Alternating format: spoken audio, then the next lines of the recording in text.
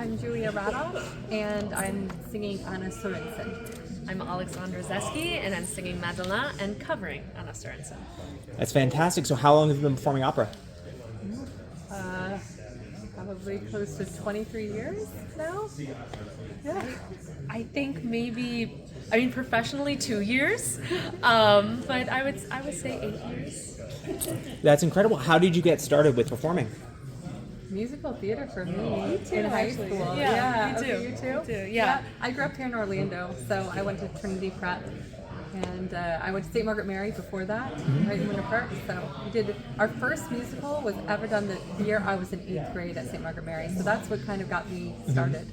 Cute. I did musical theater. The transforming role for me was Morticia in the Addams Family, but that was in high school. I was in choir starting at a very young age and did that for a while. And as I started to get older in the choir and get, classical solos, that was what started to turn the tides from musical theater to classical. That's awesome. So since Silent Night is primarily a male-dominated show, do you feel like an extra sense of pressure or possibly even spotlight or stardom since you're the two leading ladies of the show? No. I mean, it's different. It's actually nice, the guys are really supportive, so it's a nice atmosphere. Yeah. Well, and the nice thing about once you're in a show, to me, it never really matters the characters because you're already cast in the show. So there's really no pressure or anything. It's just you're here to do a job and sing your best, and that's that. That's great. What do you anticipate being the hardest part of preparing for the show? Or what has it been? Probably just making sure that we're with the conductor at the right moments because there is some tricky music here and there's some stage business, so we have to make sure that we're able to manage the rhythmic shifts. There's a lot of, since you're a choir conductor, you'll understand there's shifting measures constantly, and maybe it doesn't sound that way, so it could be a real problem if you get off. Yeah, well, and I would add on just melodically, it is not easy to hear where the next note is going to be. It's a lot of, note memory, and my role is super small, but Anna Sorensen is, especially the duet, it's very difficult. Of course. I guess more of a fun question now. In all your years of performing, have you ever had an oh crap moment while you were in the middle of a performance where something has gone terribly wrong? What was it, and how did you overcome it? A bat flew at my head, quite literally, while I was singing. Yeah, and I cursed on stage. I actually did. I dropped character. Luckily, my character was a role at the time that it kind of fit, but everything just stopped, and it was like, all right, and now we're going to continue. How is there a bat there? Because it was in a barn. So it was a theater in a barn. It's up in Massachusetts. Mm-hmm. So yeah, there was a bat living there, and there you go. It happens a lot in summer festivals. Wow. Apparently, I found this out later. So that is really, really funny.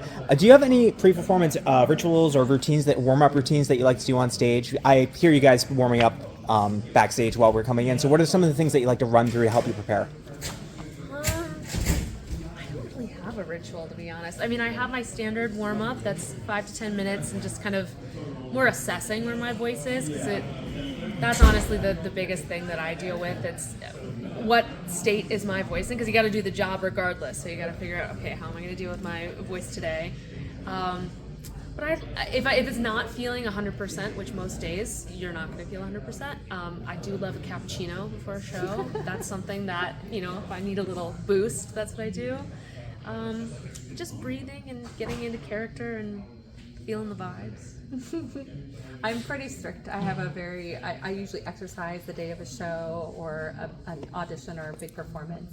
And then I have a pretty intense vocal warm-up that I do. Exercises usually last about 30 minutes, sometimes longer. And then I drink a lot of water, and I'm usually doing stretches or some kind of body work. breath work. So yeah, it's and I like to start this very early. So I like to get to the theater quite early. Oh, so I have do that time. too. Yeah, I take my time with my makeup and everything. Yeah. That's great. I just realized that the costume's not in the shot. That's much better. There we go. Doesn't really matter. I'm going to cut all that out later. But no, you're totally fine. So just as a last thing, if you could give advice to your old high school self or students who are in high school now or middle school interested in doing performance, what would it be? Well, it probably depends on what kind of performance, but I'm going to talk about opera specifically. If you are interested in opera, it's really important that you start language training early, especially if you want to go over to Europe. Learning German and Italian is very important. So the earlier you can start, because your brains are young and they're more able to remember things and retain languages, it's good to start earlier. Also, I think if you don't play piano yet, get your piano skills up now. So that's the advice. I mean, I would say to start out and make sure you're performing, no matter where you are. Perform, whether it's in front of your family or at a church, as many times as you can. That's what I would say. I'll do my quick advice. Figure out teachers and where they are in schools. This is in regards to college, because you're in high school now, and I wish someone had told me to look ahead into colleges, because it does matter where you go. And don't go into debt if you can help it. Go follow the money. Very true. Follow the teachers. That's what matters.